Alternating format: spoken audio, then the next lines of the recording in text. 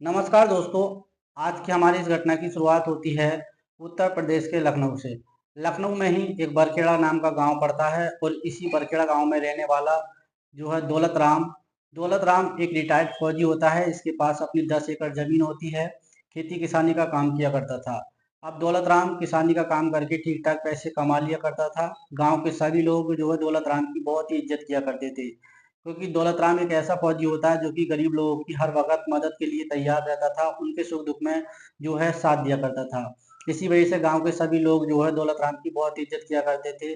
दौलत राम की पत्नी की 5 साल पहले एक लंबी बीमारी के कारण मौत हो जाती है, जिसकी वजह से दौलत राम अपने घर में बिल्कुल अकेले पड़ जाते हैं। लेकिन दौलत राम हिम्मत नहीं हारते हैं, अपने आप को भी संभालते हैं और अपने बच्चों को भी संभालते हैं। दौलत राम के परिवार में इसकी एक बेटी होती है जिसका नाम राशि होता है, और एक 12 साल का इकलौता बेटा होता है जिसका नाम बॉबी होता है। अब इस समय जो है 5वीं कक्षा में पढ़ाई किया करता है, जबकि दूसरी तरफ जो बेटी होती है राशि, उसने जो है 12वीं कक्षा की पढ़ाई कर ली है। आगे की पढ़ाई वह नहीं करना चाहती थी क्योंकि उसका मन पढ़ाई में बिल्कुल नहीं लगता था। लेकिन राशि एक ऐसी लड़की होती है जो किसी लड़की से कम नहीं होती है। वह अपने पिता दौलत राम के साथ कंधे से कंधा मिलाकर खेती किसानी का काम किया करती थी। वह मोटरसाइकिल तक चला लिया करती थी, ट्रैक्टर भी चला लिया करती थी, यहाँ तक कि खेत में ट्रैक्टर की जुताई भी खुद करती थी। उसकी वेशभूषा ऐसी होती है जैसे लड़के ही होती है। अब गांव के सभी लोग जो है दौलत राम को सिर्फ एक ही बात कहते थे कि बेटी हो तो दौलत राम की बेटी जैसी हो, नहीं तो घर में बेटी नहीं होनी चाहिए। क्योंकि गांव के सभी लोग इस बात को देखा करते थे कि दौलत राम की जो बेटी होती है राशि, वो अपने पिता के साथ कंधे से कंधा मिलाकर खेत में कामकाज किया करती थी। इस बात से पिता दौलत राम को भी अपनी आप पर गर्व महसूस हुआ करता था। दूसरी तरफ काजल जो होती है कुश्ती लड़ने की भी शौकीन होती है। जब गांव में दंगल हुआ करता था तो कुश्ती किया करती थी और कुश्ती में अक्सर वह जीत जाया करती थी। और आज के समय ये लड़की जो है 1 जनवरी 2026 के दिन गांव में एक छोटा सा दंगल होता है, वहां ये लड़की कुश्ती लड़ने के लिए जाती है। और लड़की के साथ जब कुश्ती होती है तो लड़की 4 कुश्तियां लगातार जीत जाती है। लेकिन इस दंगल के बीच में एक गांव का लड़का होता है जिसका नाम रघु होता है। रघु एक ऐसा लड़का होता है जो कि अपने दोस्तों के साथ हमेशा आवारा फिरता था। वह अपने दोस्तों के साथ बैठकर नशा किया करता था और नशे की हालत में गांव की महिलाओं को खेत में ले जाकर उनके साथ गंदा काम किया करता था। जैसे ही आज के समय में ये लड़की दंगल में कुश्ती कर रही होती है तो रघु की जो नजरें होती है इस लड़की राशि पर टिक जाती हैं। रघु अपने मन में सोचने लगता है कि अब दौलत राम फौजी की जो बेटी राशि देखने में बहुत ही ज्यादा खूबसूरत लड़की है, किसी न किसी तरीके से इस लड़की को हासिल कर लेना चाहिए। जब ऐसे ऐसे ख्याल रघु के मन में आने लगते हैं तो रघु इस काम को अंजाम देने के बारे में सोचने लग जाता है। थोड़ा सा वक्त गुजर जाता है। इतना वक्त गुजरने के बाद वह तारीख आई जाती है 4 जनवरी 2026 का दिन। सुबह के करीब 10 बजे के आसपास का वक्त होता है और आज रघु का जन्मदिन होता है। और इस रघु का अपने दोस्त रजनीश के पास फोन कॉल करता है और रजनीश को कहता है कि रजनीश, आज मेरा जन्मदिन है और मैं अपना जन्मदिन तुम्हारे साथ खेत में बैठकर मनाना चाहता हूँ। ये दोनों बहुत घनिष्ठ मित्र होते हैं और वो पार्टी करने के लिए खेत के अंदर चले जाते हैं। हम महिला को वहां बुला लेते हैं। अब जैसे ये रजनीश को कही जाती है कि रजनीश बड़ा खुश हो जाता है, क्योंकि रजनीश का भी जो है चाल चलन कुछ ठीक नहीं होता है। और इस तरीके से सुबह के करीब 12 बजे के आसपास रजनीश अपनी मोटरसाइकिल लेकर इस लड़के रघु के पास आ जाता है। और इसके बाद रघु और रजनीश दोनों इस मोटरसाइकिल पर बैठते हैं और गांव के एक शराब के ठेके पर जाते हैं। वहां जाने के बाद 4 बियर की बोतलें खरीदी जाती है। किसी दुकान से कुछ खाने पीने का सामान भी खरीद लिया जाता है। और ये सारा सामान खरीदने के बाद रघु वे अपने खेत में चला जाता है। लेकिन रघु खेत में ट्यूबवेल पर कोई भी कमरा नहीं होता है, जिसकी वजह से रघु अब सोचने लग जाता है कि हमारे खेत में ट्यूबवेल पर कोई भी कमरा नहीं है। और इस तरीके से अब रघु जो लड़का होता है वो राशि के खेतों की तरफ चल पड़ता है, क्योंकि राशि के खेत पर ट्यूबवेल बना हुआ होता है, वहां पर बैठक भी बनी हुई होती है। और इस तरीके से ये दोनों दोस्त रघु और रजनीश अब काजल और राशि के खेत बने ट्वेल्व में खेत में कमरे में चले जाते हैं। वहां पर शराब पीने लगते हैं। 3-4 बोतलें बियर की खत्म कर दी जाती हैं और जैसे ही दोनों लड़कों को नशा हो जाता है, इसके बाद रजनीश रघु को कहने लगता है कि रघु, तुम किसी महिला को यहाँ पर बुलाने वाले थे, वह महिला अभी तक नहीं आई है। तभी रघु ये बात याद आती है। इस तरीके से रघु उसी समय अपने फोन को निकालता है जेब से और फिर इसके बाद एक फोन कॉल करता है। और फोन कॉल इस गांव की विधवा महिला होती है जिसका नाम अनु देवी होता है। अनु देवी के पास कॉल की जाती है, जो गांव के लड़कों के साथ अपना वक्त गुजारा करती थी, उनसे पैसे लिया करती थी। रघु जैसे ही अनु से बातचीत कर रहा होता है तो कहने लगता है, आज मैं और मेरा दोस्त जो है राशि के खेत में बैठे हुए हैं, तुम जल्दी से यहाँ पर पहुंच जाओ। और इस तरीके से फोन कॉल काट दिया जाता है। इसके बाद अनु नाम की जो महिला अपने घर से दबे पांव निकलती है और 20 मिनट के बाद खेत तक पहुंच जाती है, जहाँ पर रघु और रजनी दोनों बैठकर शराब पी रहे होते हैं। दोनों को काफी नशा हो चुका होता है। और अनु जैसे ही इन दोनों के पास पहुंचती है तो अनु कहने लगती है कि ये खेत तो तुम्हारे नहीं है, ये खेत तो राशि के हैं, यानी दौलत राम के हैं। अगर उनमें से कोई भी यहाँ पर आ गया तो फिर देखियो बहुत बड़ा कांड हो जाएगा। लेकिन रघु कहने लगता है यहाँ पर कोई भी आने वाला नहीं है, तुम किसी बात की फिक्र मत करो, अगर कोई आ भी जाता है तो सब कुछ हम संभाल लेंगे। और इस तरीके से रघु और रजनीश इस महिला अनु देवी को लेकर इस कमरे के अंदर दाखिल हो जाते हैं। और फिर इसके बाद ये दोनों लड़के बारी बारी से इस महिला अनु के साथ गलत काम करना शुरू कर देते हैं। ये दोनों लड़के इस महिला के साथ गलत रिश्ते कायम करने लग जाते हैं, क्योंकि इस काम के लिए इस महिला को राजी किया गया था और इस महिला को पैसे मिलने वाले होते हैं। इस तरीके से ये दोनों लड़के इस काम को अंजाम देते चले जाते हैं और दोनों लड़के तब तक इस गलत काम को करते हैं जब तक दोनों का मन नहीं बढ़ जाता। दोनों के मन को खुशी मिल जाती है और जैसे ही इन दोनों का ये काम खत्म हो जाता है तो दूसरी तरफ उसी समय दौलत राम की बेटी राशि अपना ट्रैक्टर लेकर खेत में पहुंच जाती है, क्योंकि आज उसको खेत में थोड़ा सा काम होता है, कुछ जुताई करनी होती है। अब जैसे ही राशि अपने ट्यूबवेल पर जाती है और ट्यूबवेल पर बने कमरे के अंदर पहुंचती है तो राशि की आंखें फटी की फटी रह जाती है, उसके पैरों तले जमीन खिसक जाती है। राशि देखती है कि दो लड़के रघु और रजनीश ये दोनों ही एक महिला अनु के साथ गलत काम कर रहे होते हैं। और जैसे ही राशि दोनों लड़कों को गलत काम करता देखती है तो राशि तीनों को गालियां देना शुरू कर देती है। ये कहने लगती है कि तुम हमारे खेत में गलत काम क्यों कर रहे हो। और इस तरीके से ये दोनों लड़के और अनु देवी की ये जो महिला है इस कमरे से बाहर आ जाते हैं। लेकिन वहां राशि को इतना गुस्सा आ जाता है कि राशि उस विधवा औरत अनु के गाल पर 3-4 थप्पड़ मार देती है। जैसे ही अनु को थप्पड़ मारा जाता है तो इस बात पर रघु को गुस्सा आने लग जाता है। रघु अब राशि को कहने लगता है तूने इसको थप्पड़ क्यों मारा। अनु कहती है कि अगर तुम मेरे खेत में ये काम करोगे तो मैं तुम्हें भी मारूंगी। और इस तरीके से ये बात कही जाती है तो लड़के को काफी गुस्सा आ जाता है। रघु कहने लगता है कि हम दोनों इसको पैसे देने वाले थे। अब जैसे ही पैसों की बात कही जाती है तो इसके बाद जो लड़की राशि होती है अनु को 2-4 थप्पड़ और मार देती है, इससे खेत से बाहर निकाल देती है। लेकिन रघु इस बात पर इतना गुस्सा आ जाता है कि रघु जाते जाते इस लड़की राशि को धमकी देता है और राशि को कहने लगता है कि इसका इंजाम तुम्हें जो है बहुत भुगतना पड़ेगा, इसकी वजह से तुम कहीं का मुंह दिखाने लायक नहीं रहोगी, हम तुम्हारे साथ ऐसा कांड करेंगे। अब जैसे ये धमकी दी जाती है तो लड़की जो राशि इससे आगे कुछ भी नहीं कहती और ना ही राशि इस बात को इतनी गंभीरता से लेती है। अब इस बात को नज़रअंदाज कर जाती है और जैसे ही ये लड़के दोनों इस खेत से बाहर चले जाते हैं तो फिर जो राशि होती है वो अपने काम में व्यस्त हो जाती है। लेकिन राशि नहीं जानती थी कि आगे भविष्य में चलकर यही दोनों लड़के इसके साथ बहुत बड़ा कांड करने वाले थे, जिसके बारे में ना तो राशि खुद जानती थी और ना ही राशि के पिता दौलत राम फौजी जानते थे। दिन गुजरते चले जाती है, लगभग 1 महीने का वक्त गुजर जाता है। इतने वक्त गुजरने के बाद जो एक तारीख आई जाती है 9 फरवरी 2026 का दिन। बीते हुए 1 महीने के दौरान रघु और रजनीश इस राशि की नाम की लड़की पर लगातार नजर रख रहे होते हैं। रघु और रजनीश मौके की तलाश में होते हैं लेकिन इन दोनों लड़कों को मौका तक नहीं मिलता है। और इस तरीके से जैसे ही दिन आता है तो सुबह के करीब 11 बजे के आसपास का वक्त होता है। दौलत राम फौजी का छोटा बेटा जिसका नाम बलराम होता है अपने पिता के पास आता है और बलराम अपने पिता को कहने लगता है कि पिताजी, आने वाली शिवरात्रि के दिन मैं कांवड़ लेने यात्रा जाने वाला हूँ, कांवड़ लेने के लिए जाऊंगा। लेकिन पिता दौलत राम फौजी अपने बेटे बलराम को कहने लगते हैं कि बेटा बलराम, तुम इस समय बहुत छोटे हो, तुम कांवड़ यात्रा में जाने के काबिल नहीं हो। तुम बड़े हो जाओ तो फिर कांवड़ लेकर जरूर आना, मैं तुम्हें बहुत ही हर्ष उल्लास से भेज दूंगा।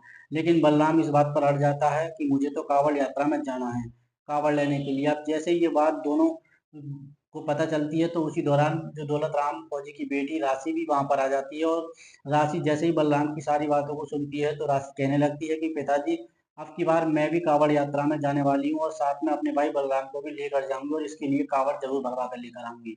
अब पिता कहने लगते हैं कि बेटी, लड़कियों का कांवड़ यात्रा में कोई भी काम नहीं होता, लड़की कभी भी कांवड़ लेने के लिए नहीं जाती है। लेकिन राशि कहने लगती है पिताजी, मैं आपकी बेटी जरूर हूँ लेकिन बेटों से कम नहीं हूँ, मैं जरूर कांवड़ यात्रा में जाऊंगी और कांवड़ लेने के बाद में अपने भाई को जल जो है शिव जी पर जरूर चढ़वाऊंगी। अब पिता फौजी वहां पर जो है थक हार जाते हैं, दोनों बच्चे वहां उन्हें मजबूर कर देते हैं। अब वो हंसकर कहने लगते हैं बेटा ध्यान से जाना, ध्यान से आना। लेकिन बेटी कहने लगती है कि पिताजी, कांवड़ यात्रा में जाने से पहले कुछ कपड़े खरीदने पड़ेंगे, थोड़ा सा सामान भी खरीदना पड़ेगा। और आज के आज मैं शहर जाती हूँ क्योंकि अभी तो 3-4 दिन बाकी पड़े हैं, लेकिन फिर भी तैयारी पहले से कर लेती हूँ। पिता कुछ पैसे देते हैं। इसके बाद राशि अपने भाई बलराम को लेकर शहर की तरफ चल पड़ती है। जैसे ही बस अड्डे पर पहुंचती है तो वहां पर रघु भी खड़ा होता है और इसके बाद रघु जानबूझकर बलराम के पास आता है और राशि के भाई बलराम को कहने लगता है कि बलराम, आज तुम कहाँ जा रहे हो। बलराम इसके बाद रघु को कहने लगता है कि हम दोनों जो है कांवड़ यात्रा में जाने वाले हैं और हम कुछ सामान खरीदने के लिए शहर जा रहे हैं। रघु जैसे ही कांवड़ यात्रा की बात को सुनता है तो अपने मन में सोचने लगता है कि कांवड़ यात्रा के दौरान ही हम इस लड़की का फायदा उठाएंगे। अब जो है रघु मगरमच्छ के आंसू बहाते हुए उस लड़की राशि के पास चला जाता है। इसके बाद रघु नाम का लड़का इस राशि को कहने लगता है कि दीदी उस दिन मुझसे बहुत बड़ी गलती हो गई थी, क्योंकि मैं बहुत नशे में था। मैंने नशे में ना जाने तुमसे क्या क्या बोल दिया था, तुम्हारे साथ बदतमीजी भी करी होगी। हमें माफ कर दो दीदी, हमें बहुत बुरा लगा जब हमारा नशा उठा। तो इस बात को दोहराता रहता है कि दीदी हमें माफ कर दो, तो माफ कर दो। ऐसी बातें कही जाती है। तो जो राशि हंसते मुस्कुराते हुए रघु रघु को कहने लगती है कि रघु, तुम मेरे भाई जैसे लगते हो, कोई बात नहीं, जवानी में ये गलती हो ही जाती है। और इस तरह से रघु अब इस लड़की जो है राशि को कहने लगता है कि अब की बार हम भी कांवड़ यात्रा में जाने वाले हैं, हम भी कांवड़ लेने जाएंगे। वह राशि और बलराम दोनों बहन भाई भी इस रघु को कहते हैं कि तुम हमारे साथ जाएंगे। इस तरीके से अब तीनों चारों का प्लान तैयार हो जाता है। इसके बाद ये लड़की जो है राशि अपने भाई बलराम को लेकर शहर जाती है। शहर में तो कुछ कपड़े खरीदे जाते हैं, और कुछ सामान खरीदने के बाद जैसे ही शाम के 5 बजे के आसपास ये लड़की अपने भाई बलराम को लेकर अपने घर पर आ जाती है, और फिर से अपने कामकाज में व्यस्त हो जाती है। इसी बीच 3-4 दिनों का वक्त गुजर जाता है। इतना वक्त बीतने के बाद जो एक तारीख आई जाती है, 10 फरवरी 2026 का दिन, सुबह के करीब 5 बजे के आसपास का वक्त होता है। रघु सबसे पहले तैयार होता है। तैयार होने के बाद अपने दोस्त रजनीश के घर जाता है और रजनीश को कहने लगता है, रजनीश देखो, आज हम कांवड़ यात्रा में जाने वाले हैं, लेकिन इस बात को अभी तक मैं नहीं बोला हूँ। उस लड़की राशि को जरूर सबक सिखाना है। और राशि ने हम दोनों की बेइज्जती की थी, साथ में हमें थप्पड़ भी मार दिया था। जैसे ही रजनीश अपने दोस्त रघु की इस बात को सुनता है, तो रघु को कहने लगता है कि इस बात का बदला आज जरूर लिया जाएगा। और इस तरीके से इन दोनों का प्लान बनकर तैयार हो जाता है। दूसरी तरफ लड़की राशि अपने भाई बलराम को तैयार करने के बाद कांवड़ यात्रा के लिए निकल पड़ती है। इस तरीके से इनका पूरा ग्रुप आज कांवड़ यात्रा में चला जाता है। पूरा दिन कांवड़ यात्रा की जाती है, और जैसे ही यात्रा करते करते शाम के करीब 8 बजे के आसपास का वक्त हो जाता है, तो लड़की राशि अपने भाई बलराम को कहने लगती है कि यहीं पर बैठ जा। और जैसे ही बीच रास्ते में दोनों बहन भाई बैठ जाते हैं, तो फिर रघु और रजनीश भी वहां पर पहुंच जाते हैं। रघु अब इस लड़की राशि को कहने लगता है कि राशि देखो, अंधेरा भी होने वाला है, कोई सुरक्षित और अच्छी जगह भी देखकर हम वहाँ रात बिताएंगे। एक जगह पर रुक जाते हैं। अब राशि भी यही बात कहती है, लेकिन इस बार रजनीश पानी की बोतल लेकर आता है। रजनीश कहने लगता है कि राशि थोड़ा सा पानी पी लो, और पानी पीने के बाद हम थोड़ी सी यात्रा तय करेंगे। और यात्रा करने के बाद अगर कोई अच्छी सी जगह मिल जाएगी, तो हम वहाँ पर पूरी रात गुजार लेंगे। राशि भी हंसकर कहती है कि प्यास तो मुझे भी बहुत लगी। और इस तरीके से राशि अब रजनीश से पानी की बोतल लेती है और पानी पी लेती है। थोड़ी देर के बाद बलराम भी उस बोतल से पानी पीता है, और फिर दोनों बहन भाई पानी पी लेते हैं। करीब 15 मिनट का वक्त गुजरने के बाद बलराम को बेहोशी आ जाती है। बलराम की बहन भी राशि बेहोश हो जाती है, क्योंकि इन दोनों लड़कों ने इस कांवड़ यात्रा के दौरान इस लड़की का फायदा उठाना था। और इन दोनों लड़कों ने उस पानी में कुछ नशीला पदार्थ मिला दिया था, जिसकी वजह से बलराम और राशि दोनों बेहोश हो चुके होते हैं। कुछ कांवड़ यात्री जो होते हैं उनसे काफी आगे निकल चुके होते हैं। थोड़ा सा सुनसान इलाका होता है, उसी सुनसान इलाके का ये दोनों लड़के फायदा उठाना चाहते हैं। जैसे ही दोनों भाई बहन भाई बेहोश हो जाते हैं, तो उसके बाद रघु और जो रजनीश आगे का इनका जो प्लान होता है वह शुरू हो जाता है। रघु इसके बाद इस लड़की जो राशि को उठाता है और एक ऐसी सुनसान जगह पर ले जाता है जहाँ पर कोई भी व्यक्ति आता जाता न था। इसके बाद ये दोनों लड़के रघु और रजनीश बारी बारी से इस लड़की राशि के साथ गलत काम करना शुरू कर देते हैं। दोनों लड़के जब तक इस गलत काम को करते हैं, तब तक इन दोनों का मन खुश नहीं हो जाता। दोनों के मन को संतुष्टि नहीं मिल जाती, और जैसे ही इन दोनों लड़कों का ये सारा काम खत्म हो जाता है, तो इसके बाद रजनीश अपने दोस्त रघु को कहने लगता है कि रघु, मेरे पास मोबाइल भी है, और इस फोन में इसकी वीडियो बना लेते हैं। इसके बाद तुरंत रजनीश अपने जेब से मोबाइल निकाल लेता है, और इसके बाद इस लड़की की जो है वीडियो बनाना शुरू कर देता है। वीडियो बना ली जाती है। अब सोचते हैं कि लड़की का काफी हद तक फायदा उठाएंगे। अब दोस्तों, इस लड़की काजल को घसीटकर इसके भाई बलराम के पास छोड़ देते हैं, और वहां से रफू चक्कर हो जाते हैं। करीब 2 घंटे के बाद इन दोनों को होश आता है। जब जैसे इन दोनों को होश आता है, तो लड़की राशि और बलराम की आंखें खुलती हैं। तो राशि देखती है कि चारों तरफ गहन अंधेरा होता है, दूर दूर तक कोई नहीं होता है। और इसके बाद राशि अपनी हालत को देखकर तुरंत समझ जाती है कि उसके साथ कुछ गलत काम हुआ है। राशि इस बात को महसूस करने लग जाती है कि रजनीश और रघु ने जरूर उसका फायदा उठाया है, इसके साथ गलत किया है। क्योंकि लड़की राशि इस बात को भी समझ जाती है कि इन दोनों ने उसको पानी पिलाया था, और उसी पानी में उन्होंने कुछ न कुछ जरूर मिला दिया था, जिसकी वजह से हम दोनों बहन भाई बेहोश हो गए थे। और बेहोशी की हालत में ये दोनों लड़के हम मेरा फायदा उठाकर चले गए। इसके बाद ये लड़की राशि अपने भाई बलराम को जो है समझाती है कि हमारे साथ कुछ न कुछ गड़बड़ जरूर हुई है, लेकिन फिर भी जो है राशि अपने भाई को इस गहन रात के अंधेरे में कहाँ लेकर जा सकती थी। फिर भी ये लड़की बहादुर होती है, हिम्मत करके अपने भाई बलराम को कहने लगती है कि ऐसी कोई ठिकाना देखते हैं जहाँ पर हम अपनी रात गुजार सकते हैं। इसके बाद दोनों भाई बहन चलना शुरू कर देते हैं। रात की अंधेरी होती है। कुछ दूरी तय करने के बाद एक कारखाने से एक मजदूर लौट रहा होता है। उस मजदूर का नाम जो है करण होता है। जैसे ही ये दोनों लड़की लड़कों को देखता है तो इन दोनों के पास आता है और इसके बाद ये करण नाम का मजदूर राशि को कहने लगता है कि तुम इतनी रात के कहाँ जा रही हो और कहाँ पर तुम दोनों आखिर कौन हो, कहाँ से आए हो। करण मजदूर कहने लगता है, देखो तुम कावड़ यात्रा करते करते काफी थक गए होगे। अब राशि ने यहाँ पर मजदूर से वे बात जरूर छिपा ली थी जिसके साथ हुई थी। यहाँ पर राशि ने इस मजदूर को ये कहा था कि दोनों कावड़ यात्रा के दौरान रास्ता भटक गए थे और इसके बाद ये करण मजदूर कहने लगता है कि तुम मेरे साथ मेरे घर चलो और जैसे ही रात बीत जाएगी उसके बाद तुम सुबह जो अपनी कावड़ यात्रा के लिए निकल जाना। अब राशि इस मजदूर पर भरोसा नहीं करती है। ये लड़की अब अपने भाई बलराम की तरफ देखती है तो सोचने पर मजबूर हो जाती है कि आखिर इतनी रात कैसे गुजरेगी। जैसे तैसे करके जो है राशि जो है करण मजदूर के साथ इसके घर चलने के लिए अब तैयार हो जाती है। इसके बाद जो है करण मजदूर इन दोनों को लेकर अपने घर चला जाता है। करण मजदूर इन दोनों की अच्छी तरीके से देखभाल करता है, इनको चारपाई देता है, कपड़े देता है और कुछ खाने के सामान भी देता है। इनको खाना चाहिए था और इस तरीके से लड़की अब अपने भाई को महसूस करने लगती है कि हम अब जो है सुरक्षित हैं। इस तरीके से करण ने इन दोनों बच्चों की बहुत सहायता करी। पूरी रात गुजर जाती है। जैसे ही अगली सुबह होती है तो इसके बाद लड़की राशि अपने भाई बलराम को कहने लगती है कि बलराम, मैं बहुत थक चुकी हूँ, मैं कावड़ यात्रा पूरी नहीं कर सकती हूँ, चलो ऐसा करते हैं हम घर की तरफ वापस चल पड़ते हैं। लेकिन बलराम कहने लगता है, ये बात तो अच्छी अच्छी रही नहीं है, बीच रास्ते में कावड़ यात्रा नहीं छोड़ी जाती और जैसे ही हमारे पिता को ये बात पता चलेगी तो हमारे पिता क्या कहेंगे। राशि वहां पर मजबूर हो जाती है। राशि कहने लगती है, अगर तुम्हारी यही मर्जी है तो हम कावड़ यात्रा पूरी कर लेते हैं। और इस तरीके से अब ये लड़की अपने भाई को लेकर इस मजदूर के घर से निकल पड़ती है। कावड़ यात्रा पूरी की जाती है, गंगा जल भी लिया जाता है और गंगा जल लेने के बाद ये दोनों भाई बहन वापस लौट पड़ते हैं। जैसे ही तकरीबन 15 फरवरी 2026 का दिन होता है, करीब 1 बजे के आसपास का वक्त होता है। दोनों भाई बहन अपने घर पर लौट रहे होते हैं। जैसे ही लड़की गंगा जल चढ़ाने के बाद और लड़का बलराम गंगा जल चढ़ाने के बाद अपने घर पर आते हैं, उसके बाद ये लड़की राशि अपने कमरे में जाकर रोना शुरू कर देती है। लेकिन उसी समय इसके मोबाइल फोन की घंटी बजती है और फिर जैसे ही मोबाइल फोन उठाया जाता है तो रघु उस लड़की को कहने लगता है, अपने मोबाइल फोन पर एक वीडियो चेक करो। और जैसे ही लड़की मोबाइल की वीडियो खोलती है तो उनमें आपत्तिजनक वीडियो को देखती है तो उसके होश उड़ जाते हैं, पैरों तले जमीन खिसक जाती है। इसके बाद रघु इस फोन कॉल पर ही कहता है, अगर तुमने ये बात अपने पिता या किसी को भी बताने की कोशिश की तो तुम्हारी वीडियो को हम जो है पूरा गांव देखने वाला है, हम इसे वायरल कर देंगे। लड़की को इस प्रकार की धमकी दी जाती है। अब लड़की ऐसी हालत में रहती है कि कुछ बोल नहीं पाती है।